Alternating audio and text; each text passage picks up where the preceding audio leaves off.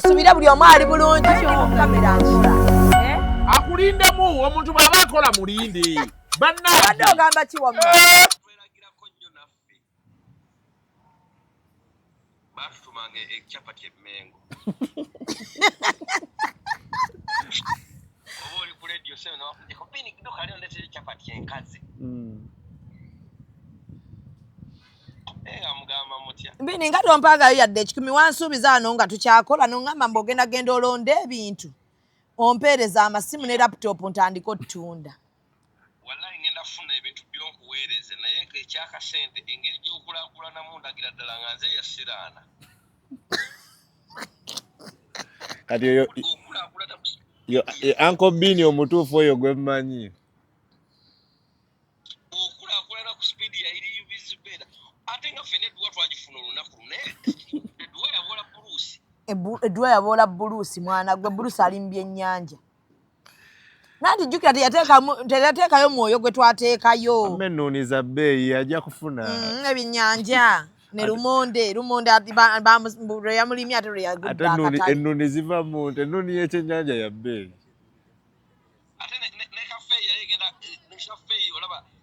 kaagiranga kali mu kugeya anti yali mu kugeya ate jjukira ajja ayambadde nga amabere gali bweru edduwa katonda ye kati yagiblessing yali taleeze kali mu mpale ya munda malayika ezitwala edduwa yaziwugula kati Bini kati ogenda kumpa ssente ate nga waŋŋamba ogenze kunkolerera esoko indendatereza obulamu mu famire nze kabiriiti statement eyo erina amazima mangi jjajjaawo akyali mulamu maama wo yafa kitaawo yafa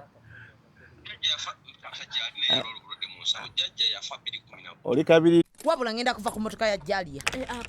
Jaliya alina empisa embi ezisembayo omukazi oyo atuwa ate emotoka nga ate bwatuweerako n'amateeka Jaliya n'apa emotoka n'agijjako swiki nga ndi n'abaana gwe kyoli okirabye nezikira mu kkubo wakati wa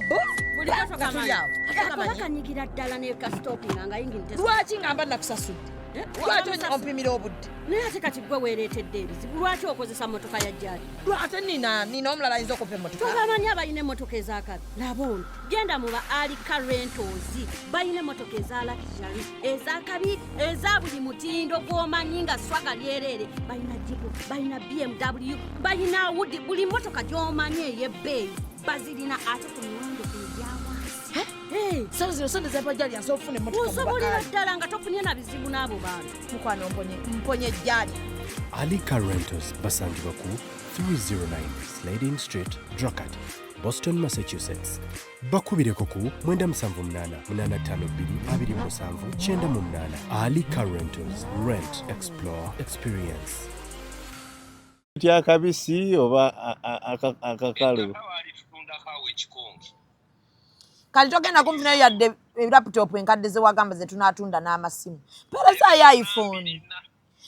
iPhone nkwata akantu ebyo byonna mbirina naye sweeping bansaba $220 ogenda opituusa Uganda bakugamba ate yongeko omusolo nga ogenda kwerabyere bampegamba sweeping ogenda kwerabyere shipping n'oluzungu lukulemye ne bwewagenda eyo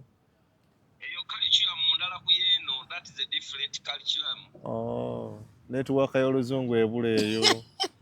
kati togenda kumpeereza bintu ngenda kuweereza natandise okukola omukwano n'abashippinga kati nja kuweereza wallahi badde baseera nange abantu bange nali njabaweeza ku ZTV naye engeri gy'oshippingamu kati ogenda kumpeereza ki bagenda kuzza abaana baba bazza abaana ku masomero amatoka gatowa togenda kugula bifunnyo tebakubitabo na peeni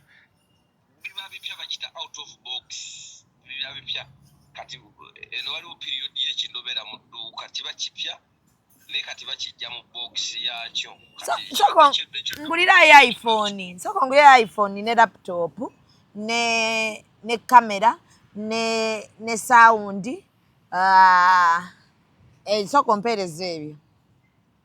ng'otidde tewamulemye wano awo no yansubiza nga agenda ne mutwala ne bamuwedduwa nanga Shami mungenze kukolerera Zube beeraawo nanga vuma abantu bukyanga ngamba vuma abantu sifunangayo yadde ekikumi bali bansibye juice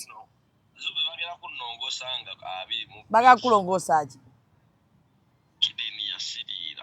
yasirira ki walaji asiwalaji bagambe munalya babikemiko kemiko naye simanyi nange simanyi kulya bintu bya kemi bagamba kati akawubi kaako naye ng'okalirira otya kidini okutuuka okugisiriiza oba bino ebikoko bye twalyanga ebyewandegeye jaka abasajja bannungamu bannayizo beeda zisiryanga ku mmere eriko kemi bagamba olina kemiko mu mubiri bwe basooka okunkebera mu ki ndowooza ndodo n'abagamba temumutiisa kati ne bampa ku makerenda kati naafuka afukirira ebirime oyo ne bikutereera kati bagenda kukola ki bagenda ku 22 nga 22 February nja kukubirako katumale okukolako kati nga tolanze saa buli muyimbi abeera n'ekivulu ndaba omukya naolaba bayizawo obusiraamu tebwetaaga fitina ate olaba mukati leti mitel yufe nze kyali kinemeza mu bwavu kikino nakyo kakikubulira Zubeeda fitina nali mpana n'amakula nga omuntu guli wano kati Katonda talina bw'atuulawo okukola talina bw'atuula ng'oyina fitina ku mutima omuntu mufitine ku makya olw'okutambula beera nga atamumanya atamulabangako olagana naye kati bambi saa twayogera twesanga ku Victoria Mall naye abadde ne ka program akali fixed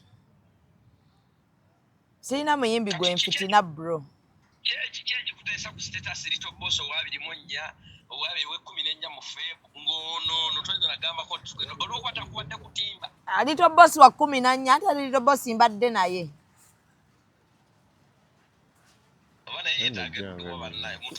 yeetaageddwa era nyamutwala wabula mukwano kankuleke kati makula wamuta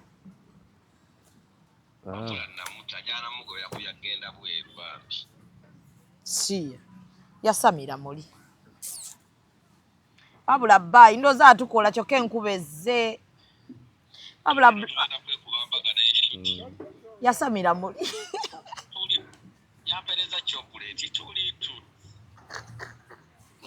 wabula bini enkubira wabweru wandibadde oyiiya nolaba bwenva wabweru okukolera wabweru netandika okukolera mu studio abantu bajja kugira olaba bino byokola wabweru birungi nti kati bojja ku National Theatre abantu connect yangwa ne studio jagikola emaganja omuntu abalemu mundi abalemu jamu oyo biki abantu kati ne bugingo banazimba kyacha abantu bajja kwesala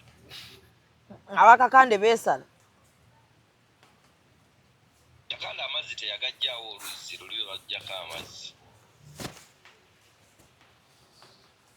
White collar jantu tukole tuve ku Canada tavaako sente ye yakagirita emwena atumala gamba Stickman mu YouTube channel yange yagguddewo eyiye etambula kyo nkubye enkuba wamma kali ona ankubye enkuba maama yekagwa owa ssente nze oba nnakukola ki njakuwayo ekimu ekyokuntwala ku musawo wange kale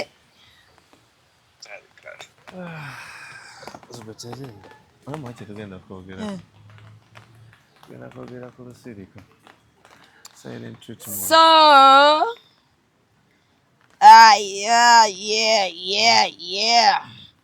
kasubira nti muli bulungi Shami Manja lyerinnya lyange posi January bamuyita batya mu Luganda Gatonya tetugenda kusobola kuzunganga tujja teekangako buteesi agenda kutonyera okoze akyo kifiiriza nange ogenda kuntoba January bwati bwe tugendanga okukola kuba bwetonya wali badde bakwatidde kati neekwatidde ate mpulira enkuba ate naawe onkoonerera ne kati gwe okole bweziti So kansubira nti muli bulungi oliko Executive Media. Njagala okubabuuzaako nti muli mutya. Kansubire nti muli bulungi. Subscribinga, likinga, bwomala sharinga. Njagala okubajjukiza nti ennaku z'omwezi nga 28 tuyina National Quran Competitions ziri awo ku Serena. Beera ng'ogula tiketi y'omu budde obeere nga naawe weetaba mu mpaka ezo. Obeerewo ng'olaba bagenda kuwangula emmotoka ziri 2 kw'ossa hijja ne umura abanaaba abawanguzi. Ate ennaku z'omwezi nga 14 February waliwo Little Boss katikati Lugogo. Kwata mwagalwawo, kwata maamawo, kwata mukwano gwo, yenna gw'owulira nti Valentine wo oba gw'oyagala okugenda naye. Mugende munyumirwe Little Boss n'abo abagenda okuba nga bamwerekeddeko. Bubbles Beauty be bamu ku ba sponsoringa program wano ku Executive Media okulaba nti mukyatulaba nga weetuli kuba akasente kaabwe katukolera amakulu. Naawe wali eyo ng'olina obulango bambi buleete. Tubeere nga ate tukola. Bali awo bakola ku Nsusu ku New Pioneer Mall ku level 4 room 106. Kosa aba Alika Rentals bali Boston, Massachusetts bapangisa motoka. So gwali mu America tobonaabona nga Alika weri. Tuyina Marcus Portraits. Mwana oyo w'obulaba muyita Nisha akola portraits ennungi ate sente zivaamu ne ziyamba abaana abalwadde bascosos. So obeera nga ate naawe obeera ng'oteeka ettoffaali ku baana abo. Tugenda mu kisiibo very soon tugenda kuba nga ate tutandika naye Mimi's Glamour togyerabira nti be bamu ku bannyambaza era be bankozeeko be babeera wano ne bannyambaza gwayagala obukaaya batandise okusuubuza obukaaya beera ng'oyitawo we bulimu plenty ate ku bbeeyi eya wansi ate nga bulungi ne sharias ez'abaana kosa ez'abakyala. Ennaku z'omwezi nga ku Monday nkya aba Flower World balinayo session yammwe abaagala okubeera ng'oyiga tosuba mukisa guno okubeera ng'olinayo ekintu ky'omumutwe ekintu kikulu nnyo. Flower World etaddewo campaign oba bakimukiyite ntya mugende omusome ebimuli kale byabwereere gwegendamu na mitwalo gyo 10 kugula bimuli kwogenda kusomera yabawadde yabaddiza buli mwaka ekyakikola genda ku Bombo Road obeere ng'oyitamu. Lunaku lwa Sunday ebeera weekend mbeera ne white collar wano nga twogera ku bintu ebimu na wano mu relationships zammwe. Jjukira relationship counselor abudde gwali eyo nga olina omuntu gw'oteesiga kubuulira byama byo olina ky'oyitamu depression omusajja alina kyakuyisaamu omukazi alina kyakuyisaamu naye ng'onoonyeza omuntu gweyogerako naye abuze noonya white collar. Akola ne Galaxy FM ate ne Executive Media. White eno boto ye Canada mbadde sinagikugamba zino print creations yezikola ne umbrella zino zemulaba tukutte ziva mu print creations gwayagala okubeera nga to branding ekintu kyonna beera ng'onoonya aba print creations bali awo ku Nkrumah Road kizimbe kya Light Building ku ground floor ne ku Cham Towers. Okwemulugunya nabadde nga ndaba sho gye mwakoleyawo mana omukaaga ne muddoko ne mwesirwaza munnyonnyola withdraw nanti twagala nga abakazi tubagamba bakendezeeko ku gundi ku family planning methods. Banaye gamba bulire ebintu ebimu byomutuma abasajja kyami mumwegendereze nga mwogera ku bintu ebimu. Eyo withdraw gyolaba ekisooka mwe gye mugamba nti kola withdraw bwe tutuuka ku ssaawa eri mwina ka ex ako ke mutukwata akapengepenge ke yagamba bweyagala White yenna gwere mukazi gwe tubadde era tugamba abakazi nga tubagamba tuze osomese bbaawo withdraw kuba Ella yabadde asomesa abantu withdraw nga Ella agamba because Ella kyeyabadde agamba nfunyeeko abakazi balinga 3-4 abaako naddala ako akaweta ka wansi bafuna infections abamu bafunye cancer abalala bubaleetedde ebizibu abamu bafuniddeko embuto n'agamba withdraw ye method ekyasingidde ne mugaba withdraw tekola n'angamba ekola ne mubuuza etya n'angamba okujja nga omusajja wa ttima abasajja abo balengera mufunisa abakazi nga mulina ttima embuto manya bintu kati kankubuulire gwe kiringa kati Zubedo omanyi olaba ku buzannyo bw'oyinza okulaba akazannyo nga katuuse ku climax waleeri olayo babamutta nokkiza bajjeko TV agambye abakazi baveewo ng'ovaawo otya gweoyinza okusanyuka anti oyo withdraw mugambi namugaye nno ebeera ya bunkenke naye nedda white collar because kambabule lwaki oba tovaamu ng'otegedde nti onaatera kati bw'ovanga ku switch ejja nga naffe tetumanyi eyo switch yo ate n'agamba bw'omala withdraw ng'omaze ovuddemu genda onaabe fuka kuba mbuno woddiramu awo omukazi afuna olubuto abo abasajja ate tebabimanyi mwe mutusaba wano olumu ne mutugamba agatuyungirewo kale ate ngende naabe anti bonna buli asaba yungirawo manyi olina olubuto lwofunye olubuto okimanyi mulimu abantu omanyi ne mu busiraamu withdraw bajoogerako ekituufu method kati kitegeeza ne wano omuntu bwagitegeera obulungi osobola okwewala family plan engeri gy'abadde aginyonnyola ntuufu naye kana akagambye abakazi baveewo kekabi kuvaawo eyo gundi eyo gyemugamba eyo withdraw okugamba nti omusajja aveewo kizibu nnyo omuntu muno olina obbanga omujjukiza tayimu y'okuwoomereza sseba ate gwoveewo nani muno olina obbanga omujjukiza owaaye jjukira egambye gwefuna omukyala w'ewaka ng'alina akazannyo ke kaalaba otuuke ng'akazannyo kali ku climax okyuse ekyano ayinza n'okugwa mu bulago kannaffe wali wetubeera tutuuse wali ku ssaawa ey'okusuulawo ekyo omuntu aba tategeera mutusaasire bannange osaza akazi bazaale bigumire ate nga ku fiizi muli baggoba mubale safe days zammwe naye temutukaluubiriza kulobu yagambye abamu temulinda safe days obadde okimanyi nti mbuno tebazirinda abamu omaye obadde okimanyi nti switch y'okusuula waiti mungu naffe yagitukuweka tetumanyi wooginyigira otaba butabi ogenda okulaba so temukaluubiriza nnyo baana ba bulenzi withdraw ebimu ku bintu ebisinga okubeera ebizibu ku nsi ya Mukama ng'omanyi olutambi okulukyusa enzingulula ng'obadde otandise akazannyo katandise okutaba mukaluubiriza abantu mukaluubiriza ddala abantu bisena bya kisiru nnyo ate nga era yabadde siriyasi namulabye naye era nfunye omukisa so tewakiwagidde sikiwagira n'akatono nammwe mwefeeko ng'abaana ab'obuwala mulengere gye mwekwasaganyamu naye ekiyingirira essanyu ly'omusajja mutuleke musajja muleke buli kintu kyonna kyonna akole derivale ye waiti amusuule yenna nga bw'alina okuvaayo sajja amaze omwezi mulamba amaze wiiki nnamba atambula ne waiti oyo ku mugongo amuzze n'amuzza eri akutuuseeko mugamba ate obadde okimanyi nti withdraw bw'ogikozesa waiti oyo taggwayo obadde okimanyi nti withdraw bibimu ku bintu ebisumbuwa prostrate y'omusajja withdraw eyo olimba ate onaawakana ki njagala nkubulire nti Katonda yakola omusajja nga bw'oba otuuse okusuula waiti bw'obeera nga oli munda eri n'engeri gye bakwaniriza wenna n'oggwayo kati bw'okola withdraw obuswanti buli bwesala okitegedde anti era yagaye babakange nina kasitole lumungi era yagambye mbuno bw'olaba nga bbawo tali siyasi gwe buuka nina kasitole kenja okukunyumiza lumu nyina munywanyi wange omu bano abavubuka abavuga ebimotoka kati abavubuka b'emmotoka eyo baliisaguzibwa kati asooka ku siteegi esooka akola ki alya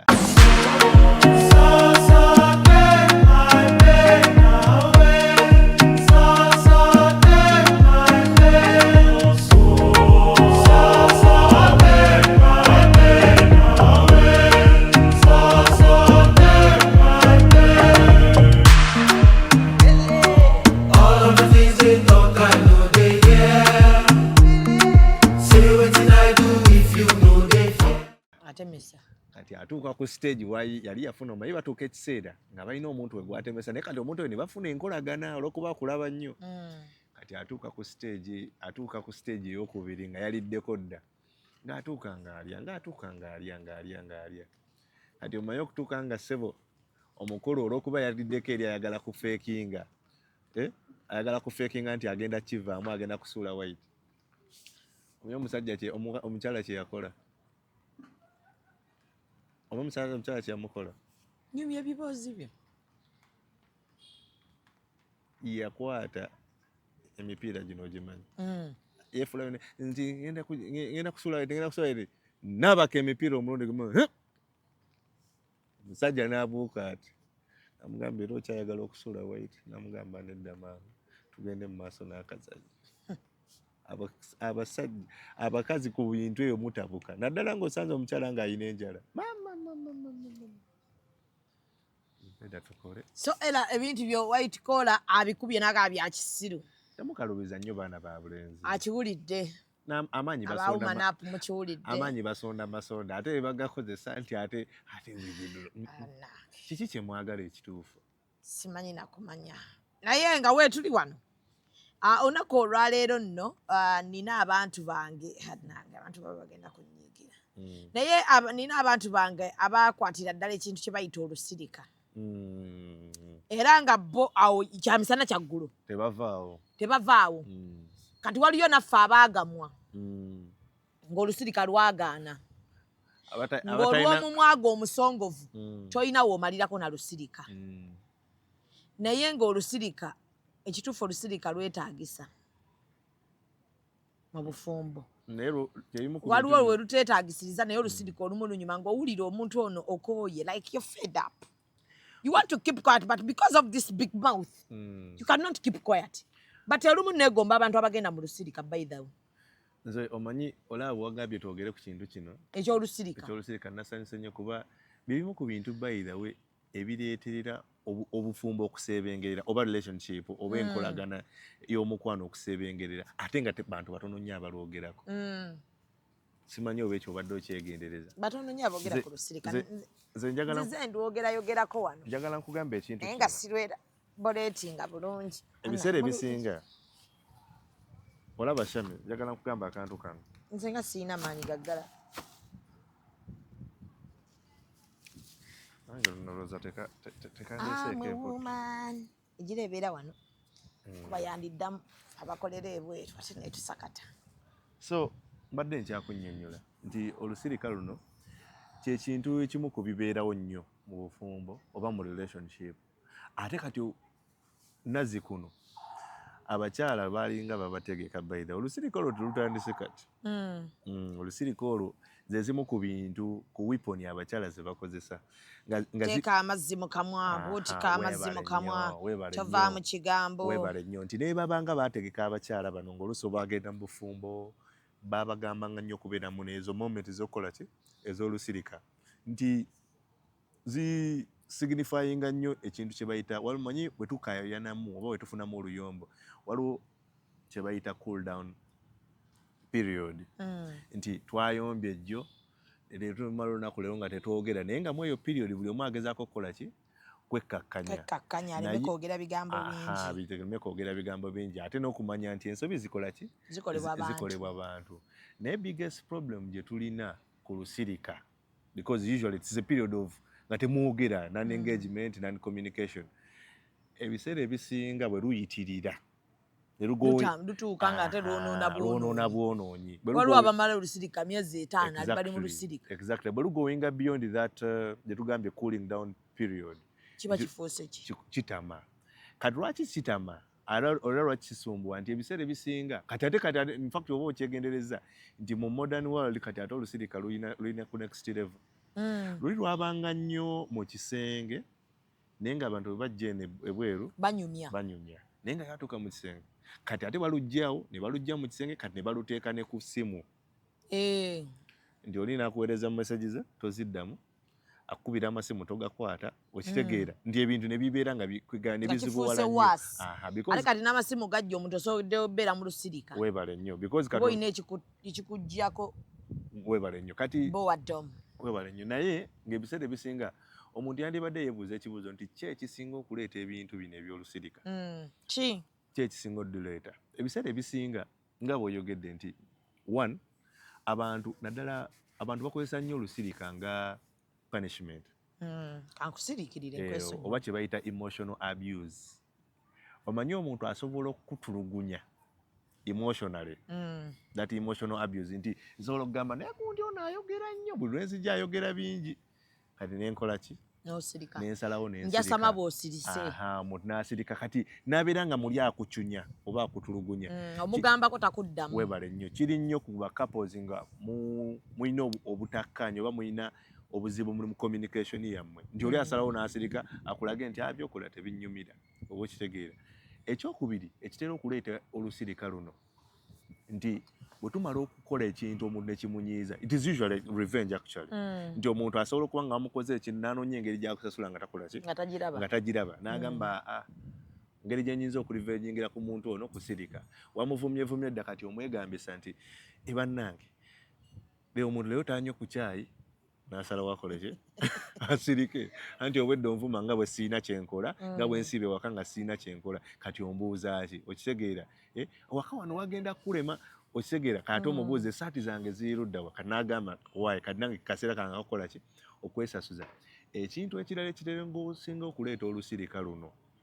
ate nga kikulu nnyo nnyo nnyo nnyo nnyo nnyo the third parties zino bano betubuulirako weebale nnyo lwaki nti ebiseera ebisinga bwe kibeera nga tulina ekintu kye tubadde tuyitamu ne tukisharinga n'abantu gambe akomawo saameka musiriikirire sirika tonyega okitegeera omugamba kino akola atya gwe sirika opime amagezi ge asirise teyejjusa weebale nnyo kiri nnyo ku bantu naddala bano abalowooza nti gwe bw'onaasirika oli ajja kukola ki ajja kutereeza kale n'ekisinga okubeera okuleeta olusirika kino kyo nga kiri buli wamu kwe kubeera ng'omuntu ali overwhelmed tulina embeera abantu ze batuyisaamu shami ne tutuuka amazima gali nti n'oyogera n'otuuka ng'olina kwesonyiwa bwesonyiyi nti ng'ozitoowereddwa ng'eba yandibadde enjogera ki oyogedde okooye omusajja akomawo ssaawa 6 ogw'ekiro n'otuuka ekiseera nga buli kimu okimugambye kyalina kipye mu kamwako oinvolvinze n'abantu weddiŋŋana otandise okulabika ng'omusiru ate ng'olumu waliwo omuntu nga tayagala kwogera nnyo n'abantu bintu bye bya famire weebale nnyo n'agamba owange kansirike n'oluusi ekireetera abantu oluusi okubeera overwhelmed nti oluusi otuuka omuntu n'omugamba ekintu ng'ate bw'okimugamba ayongera kikoza ki kyongeramu omuntu gwe bagamba ekintu naye nga ye takiraba nti akikola weebale nnyo kati notukesera kati nga gaba baŋŋamba kyekyo nze kye baŋŋamba sikiraba kati ate bambi kiri nnyo ku bantu abatamanyi kusharinga nga bw'oyogedde abantu abatamanyi kukwata nsonga zaabwe za mu maka oba nsonga zaabwe za relationship kuzongerayo zigamba abantu b'ebweru kati abo abantu ate kibasumbuwa nnyo abantu ebiseera ebisinga bye tusanga nga ye atuuka ekiseera n'agamba kamwesonyiwe akole kwava eri enjogera gye wayogera abasajja twabavaako kati bakola bye baagala okitegeera era abasinga abalina enjogera eyo bakabaka mu lusirika mu lusirika but waliwo n'omuntu nga tasirika ng'asooka kuba ng'ayogera but you let go of something notakimalaako budde n'omanya nti wadde njogedde but this thing is not going to change but at the end of that day I still need this person let me just katireke obulamu butambule there are those marriages eziriwo ng'abantu tagenze mu lusirika naye n'agamba I'll let go ng'akyagamba let me hold on era abasinga olaba kye bakola Shami nze kankubulire era ebyo ebimu kubireeta olusirika nti omuntu they are not going to go away but what they are likely to do is that bagenda kwesonyiwa bagenda kusala communication n'okola by'oyagala ng'atulina butunuzi weebale nnyo n'ojja ne bamugamba bba wali n'omukazi ajja kukoma oyo bw'atyo n'okonkona kati nga mukazi yabaga oyo temunnamumanyiira okitegeera so olusirika luno yamuvaako so olusirika luno newankubadde nti edda baalukubirizanga nnyo abakyala nti bwe mba mufunyemu obutakkaanya omuntu mukole ki sirikamu anti nga batugamba butika amazzi mu kamwa batuuka mu bufumbo todda mu musajja omusajja tebamuddamu ekigendererwa mu kyo kyabeera kubeera nti mweweemu akaseera bemba mufunyemu obutakkaanya musirike then bwe mumala musootinga eki nga bajjawo kiri butoogerera mu busungu weebale nnyo okitegeera kuba buli kintu ebiseera ebisinga buli kintu kibeera omanyi waliwo ekintu kye bayita emotional triggers emotional triggers bye bintu ebi influencinga how we behave okitegeera nti mulimu omuntu ng'okumuboggolera kimunyiiza mulimu omuntu ng'okugamba ekintu nga tokyusa kimunyiiza kwegamba ezo behaviors ez'enjawulo kati usually n'olusirika luno lubeera n'ebintu ebirukola ki ebiruleeta ebirutrigalinga nga bye tubadde tubyogerako naye ekintu kino kiringa ekitono naye kintu kikulu because kikwata ku kintu ekimu ku bitambuza relationship and that is communication because bwe mu lusirika there is a lot of things ebitatambula bulungi waliwo omukyalo omu muwandiisi wa butabo w'amaanyi nnyo bamwita Abby Greaves now omukyalo oyo yawandiika akatabo akayita The Silent Treatment naye mu katabo ako alina story gy'ayogerako ey'omwami yali amuta Professor Frank yali awasa omukyala nga bamuyita Maggie nga bamaze embufumbo emyaka 4 naye bagenda ne bafuna olusirika lwa myezi 6 owulira ekipiriyodi eyo yonna myezi 6 2 3 4 5 6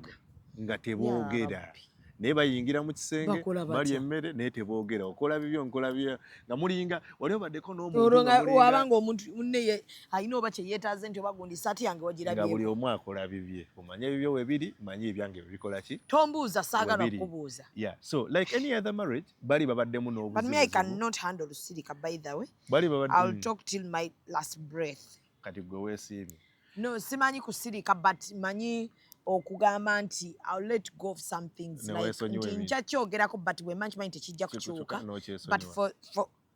for the second nkyogeddeko kiina engeri gyekimpa emirembe mutima gwange yandikoze ekintu ekibi okusinga ku ekyo I rather talk because nze bwe soogera nkyawa bubi omuntu kitegeera so mwadde nkyakunyumiza kati professor ono batuuka ekiseera myezi 6 teboogera bali mu nnyumba emu basula ku buliri bwe bumu balya emmere naye tebaogera so professor ono olumu agenda of course nga mbwe mbadde ganga obufumbo bwonna obulala bwe tusanga omusajja ono yatuuka ekiseera bali babaddemu n'obuzibu omukyala yatuukako ng'afuna zi miscarriages nga tazaala naye n'amala mukama n'amusaasira oluvannyuma lw'emyaka nga 15 n'afunayo ki omwana bagenda mu lusirika nga olwedde bazaala dda kati obuzibu bwe buva wewa omukyala lumu atuuka n'abeera nga kimususseeko jjukira olusirika bw'oba si gwe olutandise naye leero January atuli bulala omwana Ashirafu alina akantu ke yagamba nti okola ekintu ng'olaba tekiriimu kiremya ate yagenda kubanga akola kuba yasomye edduwa y'enkuba kuba tegenda tonnya ku ye tetonnya leka gwe tonnasoma dduwa ya nkuba enkuba tetugigana so mbadde nkyagamba kati omukyalo professor ono baatuuka ekiseera omanyi olusirika luno lulina obuzibu eyalutandika ebiseera ebisinga katugeeshami bwe tubeera nga tuli waka gwe n'otandika olusirika nze ataalutandika sirwana ddujjawo luli so selfish nnyo olusirika ate nga gwe alutandise oba oyagala ataalutandise yaba alugjawo otegeera ndaba yakoze eki ate yalutandika bw'ali agala anaayogera ate naawe yalutandise bw'oba olaba oli mu driving ekintu kitambula alaba nsirise kyokka tanyega kati kyobula nti lulina obuzibu bungi nnyo lubafuula bakasiru otegeera nti olusirika lulina ebirungi lulimu ebirungi bwe mutalusussa nnyo ng'olwabo baprofesa emyezi 6 so kati olusirika lwa professor ono lwavaamu obuzibu omukyala yatuuka ekiseera n'abeera overwhelmed n'afuulira nga ekintu kimutta ayeebuuza naye kiki naye nga talina bw'ayogera kaso kye yasalawo kimanyi omukyala neyewa n'amiragana amakerenda sleeping pills n'amira overdose ate abakazi twekyawa kati omwami ajja asanga omukyala ng'ali mu kiyungu agudde naye nga wali wakulaga nti ava ku mirempeke nnyingi nnyo nakubira ambulance omukyala ne bamukola ki ne bamutwala mu ddwaliro of course kati mu bantu abazungu. Are you seeking exceptional education for your child? Look no further. Valua Education Center Kitiko Kigo warmly welcomes students from kindergarten to top class. Our dedicated teachers, nurturing environment and academic excellence ensures your child strives. Join our learning community, engaging lessons. The path of success begins by taking the right step, and that's why Valua Education Center offers from when your children begin their journey. We provide the best, not only focusing on academic excellence but also other practical life activities. Enroll now for excellence. Atandikirawo okwogera kino nanjogera n'omusawo ku mbeera ebadde ekola ki ebeerawo naye mu katabo kali nti you realize nti omusajja because omukyala yafuna induced coma ye coma gye baba bakutaddemu nga basobola ogikujjamu naye ogibeeramu okumala akaseera mpaka batuuka bala nti kati oteredde olyokke exactly kati ng'omusajja ali guilty yeebuuza omukyalo ono singa twayogera singa nakijjawo ningamba twogere webale nnyo nti oba singa nakeera ku makya ne mugamba kino tukisootinge now ebiseera ebisinga lwaki njagadde okwogera ku kasitory kano nti ebiseera ebisinga ebizibu ebiva mu lusirika luno biba birala kati ate oluusi bitukuba bitutomera n'otukesera n'ogamba kale singa saakola bwe nti okitegeera nti olwa nti kati olwo omukyala azzeeyo wa X olwo omukyala Agukutta mu nsobi eyo agenze. agenze omukyala mu nsobi eyo mu lusiriko olwo Omuluzinze. wazaala ebweru Mu lusirika n'abasajja bazaaliramu nnyo ebweru. ozadde ebweru. Ate n'abakazi bayenderamu Aha, era mu lusirika anti mu- afuniramu awo omuntu mu lusirika amuvaibinga. owa booda Yeebase ku mukazi wo. okitegeera nti ebiseera ebisinga tujjako abantu obudde okuwa value relationship yaffe. Our commitment to the relationship is shaken mu lusirika because ebiseera ebisinga omuntu ekiseera atuuka ekiseera n'atandika ye okulowooleza Ayinza naga nekirabika kyamutama alabika ono katandise okwesirisasirisa ati ayagala kugenda okitegeera nawo mweyo embeera y'okubeera nti buli muntu tafuna opinion ya mulala ku mbeera gye tutambuliramu tutuuka ekiseera Shami ne twesanga nti tutandise okulowooleza abantu ate mu bulamu kino nkibabuulira njaga kugamba abantu abali teri kintu kibi mu relationship nga muntu kutandika kulowooleza naddala nga akulowooleza ebintu ebitali biki ebitali bituufu nti ebimu ku bintu ebisinga okukuma trust kwe kubeera nti tulina confidence mu bantu be tulina nti ne bwe mba nnyinamu okuwankawanka bwe twogera tukikola ki tukisootinga naye Shamimu kulaba kkubira amasimu nodde eri emabbali naye gundi Jacqueline oyo yakubira yaani owange akyombuzi ne bwayomba at least muba mukiriyalinga nagamba by the way omuwala tomweraliikirira twakola akalimu bwe kati okitegeera asobola n'omukubira ne mukola ki ne mwogera nawo kijjawo ekyo naye kati kwamma akafaananyi nga muli mu lusirika Shamimu muli mu lusirika essimu y'omwami ekuba akuba mukazi Sharon n'akuba ogusooka Sharon n'akuba ogwokubiri n'akuba ogwokusatu kati gwe obusungu bwongera kukola ki kukuluma n'abadde ayagala okukomya olusirika n'olukola ki n'olutuninga n'olwongerako ennaku oba okitegeera kati mwayo embeera y'okubeera nti tetulina kiddako tetulina kisalawo kugamba nti naye omanyi tusootinga ensonga zaffe tukoleramu ensobi empitirivu ate n'ekisinga okubeera ekibi nti olusirika luno lutuggyako the ability ey'okulowooza omanyi we think straight wadde tubeerawo obuzibu we don't normally think straight tuba n'obusungu naye bwe tusirikamu we absorb the anger okitegeera kyeki kyenagamba ekya cool down period buli relationship yegirina era waliwo n'abasajja nagamba nti najja ne bamugamba gundi abadde wano ngayamba nagamba ayo tomweraliikirira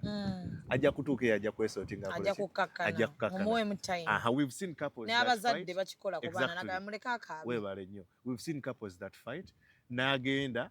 n'akoma olweggo n'amugamba ne kati byobadde okola emisano obadde okola byaki nga nti wankoze bwoti ne bwoti okitegeera ye cool down period kati ebiseera ebisinga wadde tetuba tetulowooza we're not thinking straight bwe tumala okwewummuza tusuubira omuntu nti lusirika bwe luba lwa wiiki emu bwe luba lwa nnaku 3 ojja kujja oŋŋambe naye omanyi mbadde nsirise olwa kino ne kino kati ebiseera ebisinga ffenna twejjako obuvunaanyizibwa obwo kiri kye nakugambye nti Shami omuntu agamba sinze nabitandika oyo yabikoze eki yabitandika sijja bikomya okitegeera n'abasajja ne kibajjako obuvunaanyizibwa ate olusirika lubi nnyo nga lwa mukyala yalutandise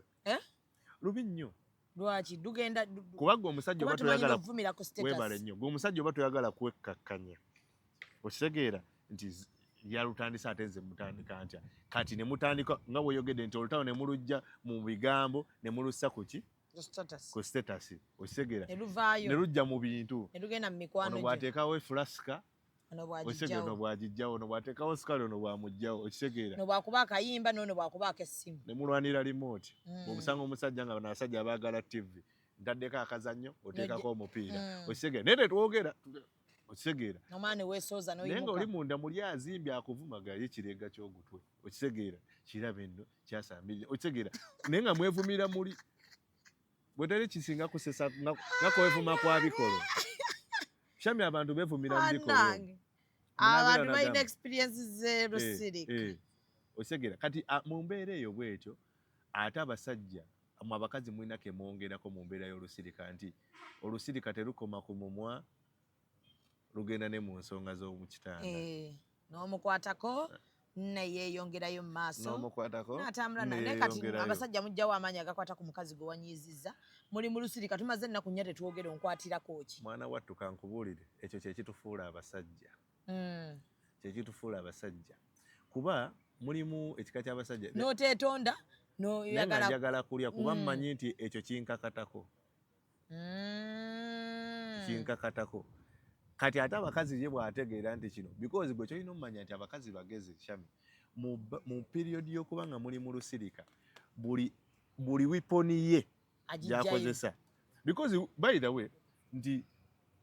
ntera okigamba abantu bembeera ku channels ezimu bembeera neri ku mulimu gye nkolera obadde okimanyi Shami nti abakyala balina manipulation tricks naye olusirika yemu ku manipulation tricks yetumenya lwaki atalina kyebamenya nti omukyala asobola okumanya nti nyina byenjagala okuyisaawo okitegeera biki byenjagala okuyisaawo nti njagala omwami wange akole kino nasaba omwami akole kino wali olabika omukazi ng'alina omuntu gw'agoba ewaka watusibako muganda wo ali wano atumalako emirembe zekikyetaaya anti akeera ku makya naga nti nakugamba nga towulira n'asirika kati bw'asirika n'osooka n'oguma kati bwe lutuuka olusirika olwo ne lusala nakugenda ne lusala ne luva mu ddiiro ne lugenda mu kisenge nga tekyali nokko oli ku nokkombya anti olulyoge okukanya kusema omuntu n'asembera walina kewayoge nadde ndaba show ya woman apo ng'oyogera ku kyabasajja okubeera nga abantu bakuba oluwanyi mu buliri kati bye bimu kuleetera buli omu alina leeni ye omukwatako ng'agamba muganda wo mujje wano kati mulimu n'abakola ekintu bwe mubeera nga temulina bisenge biwera ani n'omusanga nga ye yayaze wansi mu kisenge kyammwe nga yayaze nagamba buliri bubwo ate onoga nagoba ku kitanda era bo bano basimanyi nagula omufaliso gw'abagenyi ati nagumanyulayo naguteekawo nayala mweno bweru balaba bantu bali olufuluma ne museka ne mga banaye mwasuze mutya webale nnyo nakwekwasa ne ku mukono awo oluba mufuluma we mutigeta nti bakyabalaba nagujja webale nnyo naye nga ye mu mutima naye ng'ekibeera mu kisenge eri mwebuuka bwebuusi akuyitako okitegeera so kiki ekitegeeza nti kati amwami atuuka ekiseera bambi n'atendewalirwa era kyovula nti mu period eyo bw'aba abadde alina kaseki kapoteza enkolagana naye eyeyongera because gwe nookoze eki gw'ozimbyemukko kati ate ne project ze mubadde mutambuza because kati obufumbo buno abantu babeera n'ebintu bye ababigatta okitegera mukola ekyo kimenya kati omuntu onoogenda otya ate naye mu lusirika ate ng'okola naye anti kati kyekyo kyekugambye nti abantu abamu bakola ebintu bino nga omanyi waliwo ebintu bye tukola out of emotions okitegeera naye nga tetutunuulidde bigger picture kino ekintu kye tukola kitutwala wa kino ekintu kye tukola kigenda tu affectinga tutya to the extent nti abantu bangi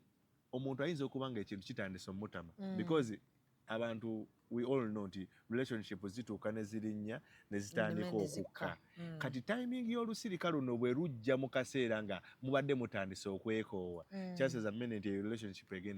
egenda kuyiika okitegeera because ebiseera ebisinga ekisigaza relationship ng'etambula mu kaseera ako nga ebintu bibadde bitandise okutabanguka communication eno okusigaza because mulimu ebintu kati nga words of affirmation nti omuntu ajja kusigala gamba mukwano nze nkyali wuwo webale kumbeererawo nakuzaamu amaanyi nakwashuwalinga nti omukwano weguli kati mu mbeera ate weyandikoledde ekyo ne mugenda mu luki mu lusirika kati kitegeeza nti ebintu bigenda kwesiba naye ng'ekisinga okubeera mu byonna nti ebintu ebyo byandibadde binyweza omukwano gwammwe bye bigenda okusinga okubeera ki affected kati gwenda kwesanga ebiseera ebisinga nti during a period y'olusirika luno bwe luyitirira bw'osanga omuntu nga wa mutima munafu n'ewaka asobola okuvaawo bw'osanga omuntu nga naturally mwenzi awo aba omuwadde ki limoti oba oginyize nti omanyi genda weekole ki weejovaane so kiki ekitegeeza nti abantu abaagalana ebiseera ebisinga wabeerawo situation nga zino nti olusirika luzze yes ffenna tukimanyi bulungi nti waliwo ebintu ebizibu ebyokwewala naye mu situation nga olusirika luzze beera wa mazima gy'oli be honest to yourself manya bigger picture okitegeera kuba kati abantu kintu kirirayikire nnyo n'okukera ku makya omuntu n'agamba mwe mulimu ebintu nga kugostinga abantu bava mu lusirika oli najja nga akugostinga naddala bano abantu banina relationship nga eya muganda waffe ono eyaliwo eya Becky ne Amir ne Amir nti osula gy'osula nsula gye nsula tweraba bweraba nezo relationships by the way mbi abo bawoomesa olusirika kuba kisobokera ddala gwe sigenda kulaba webale nnyo abo bawoomesa olusirika sikulaba buli ssaawa olina gy'oli nina gyendi ate nga relationship ezisinga zibadde nnyawo ng'oggyeko bano abafumbo nti babeera bonna tulina bano abantu nga beedeetinga beeyagala naye obeera wuwo mbeera wange kati abo olusirika ate lubateeka ku next level ate kyangu nnyo omuntu okwawukana naawe naddala kwata olusirika lwangu nnyo lwakuyunga singa omuntu oba obeera webale nnyo naye bino osula wuwo nsula wange nti omuntu asobola okukeera ku macasyami n'okuba n'essimu n'agiwa omuntu omulala taliiwo ojja kuddamu omukwe essimu yagirese ku kyaja okitegeera ye yatutuninze dda amapeesa ge so kiki kitegeeza nti people need to understand nti buli kintu kye tukola mu relationship tulina okumanya repercussions zaakyo oba biki ebigenda okukola ki okukivaamu ate twewale nnyo ebintu by'okukopperera ebintu by'okukopperera byebiriwa nakugambye kantu ka third party influence nti bano abantu betubeera nabo omuntu ajja kujja wano Shami agambe nze olaba omwami owange yali yagaana okukyala ne namusiriikirira ewiiki ezo n'akyalirawo yanoonya ssente teyazifuna now waliwo ebikoledde abantu abalala nga Shami gwe tebigenda kukola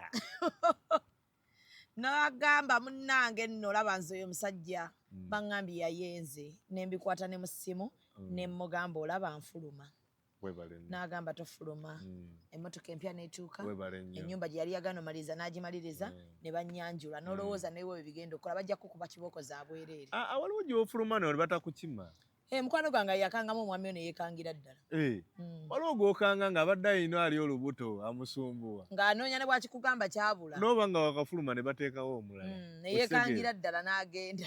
so abantu balina ng'ate akantu katono wabadde musobola okwogerako so abantu balina okumanya nti nga tetunnakopperera bintu tusooke tubiweeyingemu ate n'ekirala nti nze nkigamba nnyo abantu abaagalana nti tulina engeri gye twagala olumu okupanishinga abaagalwa baffe naye tulina okumanya nti kino ekintu kyenkola nze bwe bakinkola kimpisa kitya kyekisooka nti nga tonnakola lusirika luno weebuuze nze singa balunkola lugenda kumpisa lutya osegera ekyokubiri nze mu relationship yonna ekintu element ya greater good abantu balina ogyembulesinga yeriwa element ya greater good yeriwa nti mu buli kintu kyonna kye tukola tulina okugamba nti naye ekisinga otuyisawo fembi kyekiriwa osegeera nti omu afuna ki mu munne lwaki waliwo relationship wendaba weetuuka nga temukyali ku love naye nga muyina ebintu byogamba let me not lose this kino kisigalewo webale nnyo lwaki njogedde ku greater good olusirika oluleetebwa ego na ku bantu kubeera selfish now jjukira buli lwotandika okuweeraba ekintu Shamimu nga weerabanga ggwe nga n'omwami yeerabanga ye the biggest problem gye kikireeta okimanyi kitegeeza nti greater good mugifiirwa osegera ekirungi ekyammwe ekibagatta mukikola ki mukifiirwa nti ogendaga yamanyi okitegeera yamanyi so mweyo embeera kitusumbuwa nze nyina mukwano gwange omu yanyumizaako akasitole abavubuka balabye n'ekintu ku lusirika olwo omuvubuka nga basirika n'omukyala ani yaluyeeta omukyala yaleeta olusirika kati baleeta olusirika mwami yaleeta olusirika tiyali mukyala kati yagamba nga omukyala alina nga guno omuze omaye bino nga bwenkomayo ewaka naye ng'otudde ku muzigo munyumya n'enkomawo n'osigala ng'oliwa ate oba ompita kuŋŋamba ki nga bw'omanyi abakazi abamu beekandula amampaati so omusajja ng'asirika kati batuuka ekiseera omusajja afuna akalimu nga bwe banaakugamba nti munnaayo obadde waka obadde tokyakola nga bakugamba keera okole ka interview ofune omulimu kati wadde bali mu lusirika omusajja akola ki agamba omukazi avuga munaye nenkya nina ka interview kenkola ki kengendako bwe ziwera ssaawa nnyo okola ki onzuukusa nga beebaka alamu ng'ekuba alamu wekuba omukazi azuukuka ng'amuweereza ka message zuukuka ogende interview mpozi teboogera agaddawo yeebaka kati omusajja azuuka ziringa ssaawa 5:20 agenda okukola essaawa ng'azuukusa omukazi kati olwo byolusirika ye bimukoze eki musungu kati bimutamidde ddala alina obusungu kati omukazi gw'olina amagezi nakugambye ozuukusa kati ng'omukazi tayogera nakugambye ozuukusa kati ng'omukazi ajjayo essimu ng'amulaga ati ng'eriko message zuukuka ogende ku interview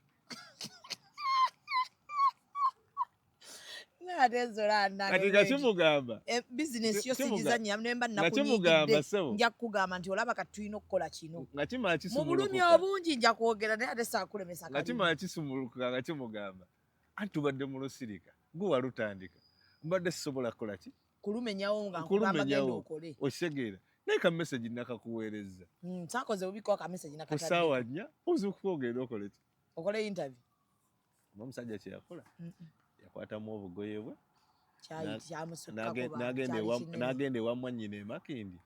n'abeerayo teyadda wa mukazi toyinza yagamba nze kyasukkamu kwe ono omukazi yakitwala nga ate kati obwo kyalusaagirira busiru sibulabanga naye nga kivudde ku kasonga kaki katono katono nekigejjera ddala kati kyeki kyembadde omukazi yabiteekamu n'okusaaga webale nnyo kati enkugamba nti Greta Good eri etya nti Greta Good ono omusajja agenda kufuna mulimu mwenna mubeere bulungi bwenna gubagatteko kati naye gwe kati bwokera obusiriwa ku makya bw'olusirika gwe nogamba tuli musika sewo n'omuweereza akameseji nakugamba owaayi budde nga bungenzeko n'omukolo ki kameseji kazze ku ssaawa 4 nakoze olina okuzuukuka oba okitegeera so abantu abamu ate ekitojo kinene nnyo mukazi gwe walimbamu bannange osobola okutta omuntu you can kill a person okitegedde so ebintu ebimu kati abantu abamu bagenda ne batandika ebintu nga beetunuulidde nga bo kyamimu omuntu n'atalaba nti naye kino kintu kye tukola kiri kitya okitegeera kati ate ku bantu ate abalinamu ku baana kibeera na kirala okitegeera because let me tell you manyi nawe byendowooza mu bintu byonna baana naddala nga mulinamu abaana those are innocent souls webale nnyo kuba kati lwaki nkugambye ekintu ekyo kyamimu eky'abaana ndi gwe kubamu akafaananyi ffe tugenda tulowooza nti bano abaana basiru naye basobola okulaba nti chemistry yabuzeewo basobola okulaba nti waliwo era balaba nti ebitagenda temukwatagana webale nnyo era nabo ogenda balaba nga ne buli majja bwabuuzaako mami Webale nnyo. nange anabuuza ndi ayifaini ne batababeera mwebuzaabuza ono bw'ajja mu ddiiro gwe n'ogenda mu kisenge ono bw'ajja mu kisenge gwe n'afuluma n'afuluma neyeyisa abaana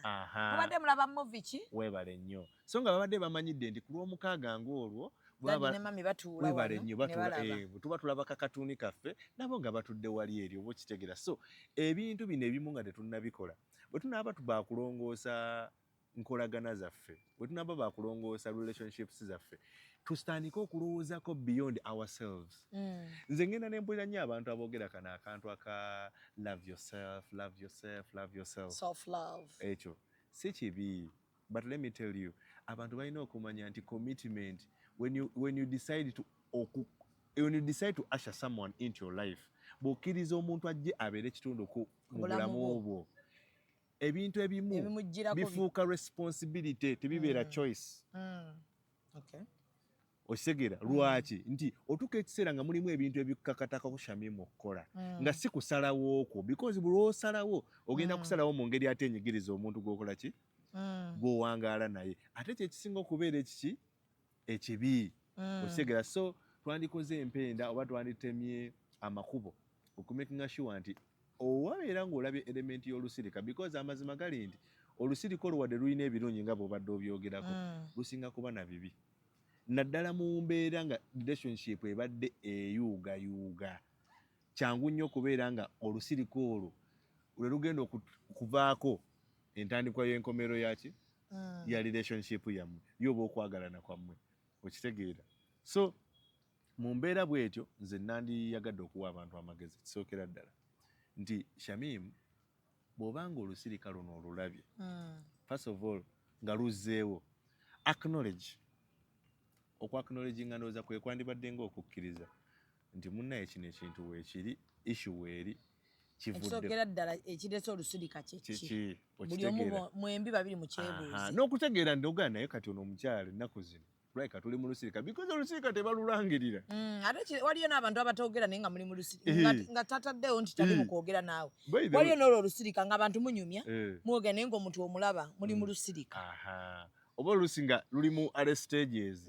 lutandiikiriza lumera ebiwawaati because omuntu agenda afuna kamukalakasa agambe olwaleero okutandika ssaawa 8 ngenda kubeera mu lusirika togeza nonsinikirako ebinnyo oba okunkwata tagenda bikola ebyo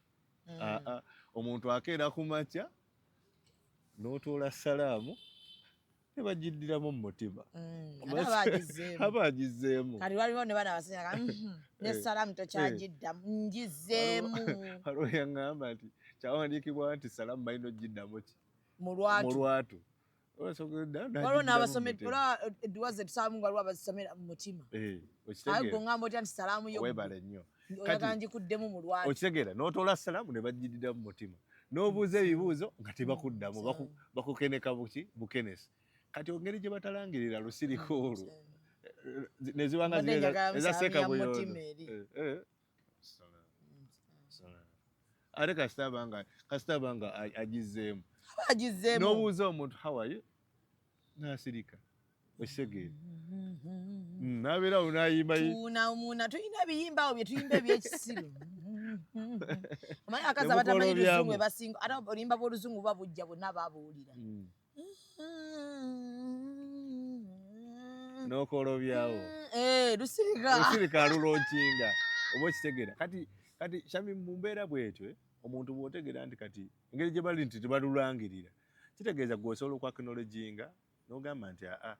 waliwo ekitali kituufu wano omuntu ono alina kanootandika okwebuuza ekyokubiri kino njagala kigamba nnyo abasajja tusuulirira nnyo obuvunaanyizibwa bwaffe lwaki men are supposed to take lead in a relationship katugenda netusanga obuzibu Shamimu nti omukazi agenda n'asirika naye n'ogamba ndaba yakola ki yeyabitandika yesungusudde naye n'otamanya nti ekyo gwe ng'omuntu alina okubeera leader mu relationship kigenda kukuzibuwalira because tosobola kutekinga responsibility yo ng'omusajja bw'obanga omuntu gw'olina temwogera oba omuntu gw'olina temumanyi kyamukola ki kyamunyiiza and to make matters worse nti twesanga mu position Shamimu nti omuntu asirise tamanyi kyamunyiiza naye naawe yandibadde amugamba nti munnaye nakola ki tutandikirawo okugonjoola osirise ogamba buli anayagala yennyini weebale nnyo kati kitegeeza nti bw'abanga yanyiigira ngalo kati mulimu abanyiigira n'olugambo baamugamba oyagala omuwala ku mulimu gy'okola najjo byogerako n'omugala tombulira kasasirowo kati n'asirika naye gwejjukira yasirika alina conclusion ye nti kirabika kiki kituufu kati ne mwesanga nti temuresolvinze buzibu buliwo naye mwongedde busajjula sinakindi n'owo omuntu oyo olukusa nti wano ataddewo complaint ye nemufuukira ekizibu weebale nnyo n'agamba owaaye olwekyo nayogeddeko ekiba kyafuusa obuzibu kansirike n'agenda mu lusirika okitegeera tomuwadde kumunyonyola omukyalo oyo simwagala ali bwati ne bwati nsobola nomukubira nako wano nesimugamba nti okyoliko naye nenjogera naye ng'owulya n'olaba weebale nnyo bayida wakimanyi bulungi oli mukyala wange sometimes abasajja tebaagala bintu ebyo kunnyonnyola bateekawo buteesi mbeera n'agamba mbadde sikusuubira kundowoozesa kintu bwe kityo naye bw'oba kyosazeewo kundowooleza nakyo mukama mulungi nkitegedde kati omukazi n'agamba naye kati kitegeeza omukazi tomunnyonnyodde oba omuntu gwakugambye omwagala oba tomwagala tafunye ansa wabula atakkakkanye alina okwetonda ku nsonga ye gye yaleese kati n'amaani agamba naye lwaki sisirika agenda okukkakkana ng'asirise kitegeera ekirala abantu kye balina okukola mu mbeera bwetyo tolinda nti oli yatandise olusirika yabajogera naawe alutandise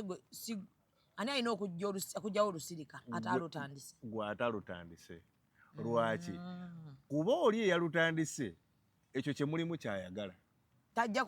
ne pride ye yinza obutamukkiriza nakitandisa ate nkyejjemu mba neekubye weebale nnyo kuba muli ojja kugamba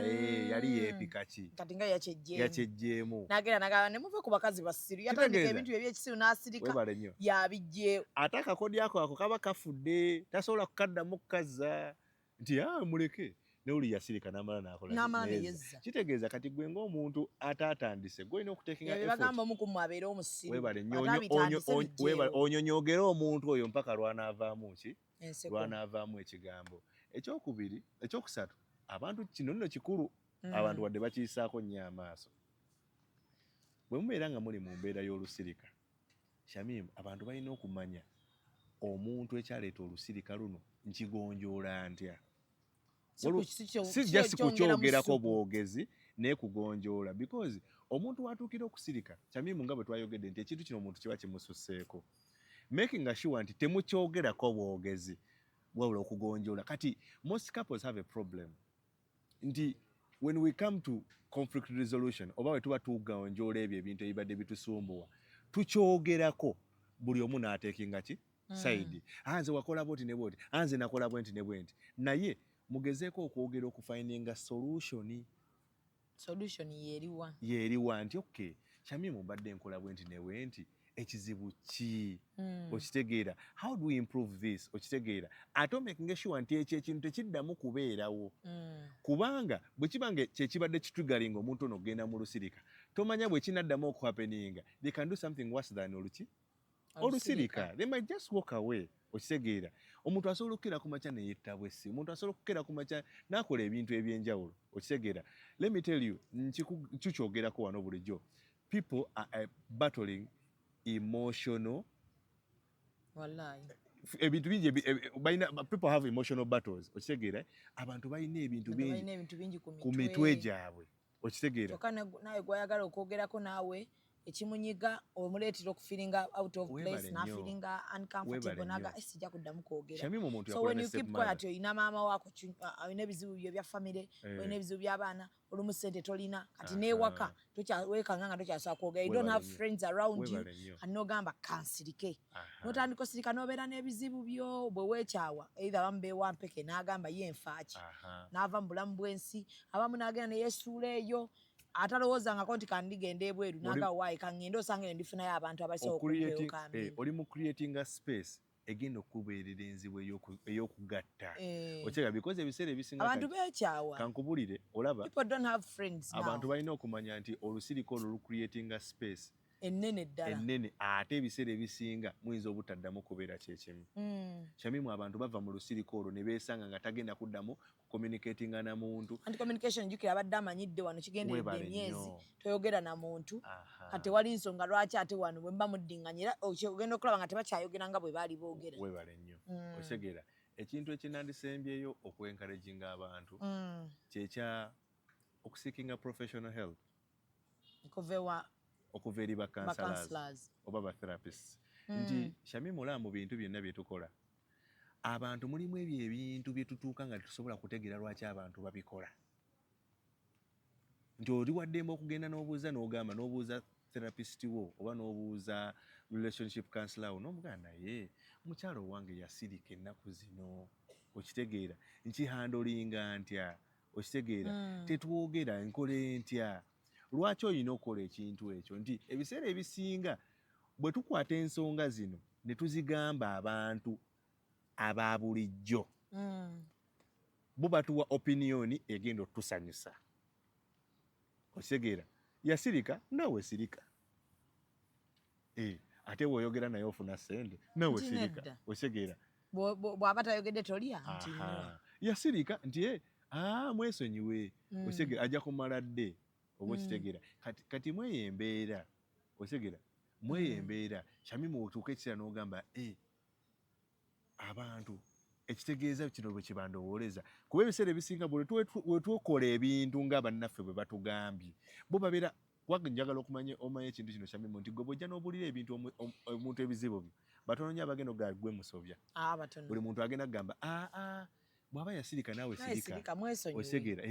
tolya tonywa okitegeera now ekitali kuba professional counselors okitegeera because omusajja agenda kujja kugamba ekisookera ddala ekintu kino taking a responsibility bwe kiba kyabeerawo kyogereko okitegeera bwe kiba kikunyiga omuntu mutuuze agenda kukujjukiza obuvunaanyizibwa bwo ng'omusajja agenda kukujjukiza obuvunaanyizibwa bwo ngaki ng'omukazi agenda kubuulira omugaso gwa communication n'omuzinzi gwe guwa relationship yammwe nti weesange nti ogenda kujja ng'olina okusala ogenda kukola okusalawo okutuufu because the information that the counselors provide you help you make an informed decision. Now, in most cases, tuyina ekintu by the way, olaba tubeera ne emotions. Abantu tuyina okubeera waliwo ekintu kye bayita emotion absorption. Nti omuntu obeera n'obusungu bungi naye mulimu ebigambo omuntu byakubuulira ne binuunawo emotions ezo kyobulaba nti edda baatugambanga nti bwe muba mutabuseemu gendako mu bakadde bo because first of all these are people that you respect, these are people that you listen to, but to make even okukisoosowazaamu nti mu ebbanga bw'ova eno n'obusungu ennyo mama oyinza okikiza omukazi nankola ngolooza taatawo yalinga atya okitegeera. Nze nkigamba nnyo abantu, nze we nakulira nali mmanyi taata wange ye musajja asinga okubeera omulungi, nakula nga mmanyi maama wange ye mukazi asinga okubeera omulungi because I didn't see them fight. Era nalowooza they had a perfect marriage, but bw'okula maama wo n'akuzza emabbali n'akugamba nno bw'okyali awo oyo taata we yalina ne poloti wali n'agitunda osige yakola weebale nnyo. Now olaba level of tolerance, but then n'ekirala ky'osinga okulabawo by the way kisinga okubeera ekikulu nti abantu tebaba perfect, abantu basobagana. Nomanya oyinza n'okusanga nti ne mu biseera bye twabeerangako ne maama ne taata nabo babanga n'olusirika lwa ebiseera ebimu, naye babanga n'abo abantu ababakkakkanya abajjawo obusungu nti omuntu ojja ng'obumbujja omuntu n'akola ki n'akukkakkanya. So abantu bayiga okukozesa abatherapists osegeera nti mulimu sessions ezo zemukola nga muli mwembi ne mwewalabula Shamimu n'owalabula omwami n'akuwalabula weebale nnyo, naye nga mulimu omuntu agenda obbagamba nti omanyi gwe mu mbeera eno bw'oyoti ne bweti oyogedde bubi osegera naawe mu mbeera eno bweti ne bweti okoze ki okoze bubi. Gwe kwamba kafaananyi kabali abantu ababiri be twayogeddeko ak'omwami yagamba omukyala we nze okusa ngende ku interview nti nga bali mu maaso ga kansala kyangu nnyo okugonjoola ensonga because ajja ku highlightinga obuzibu bw'omusajja agambe nti embeera eno yonna teyandituusewo singa obadde mukulembeze, singa obadde oliidinga bulungi. N'omukyala amugamba kikukakatako okubeera ng'otambuza bwe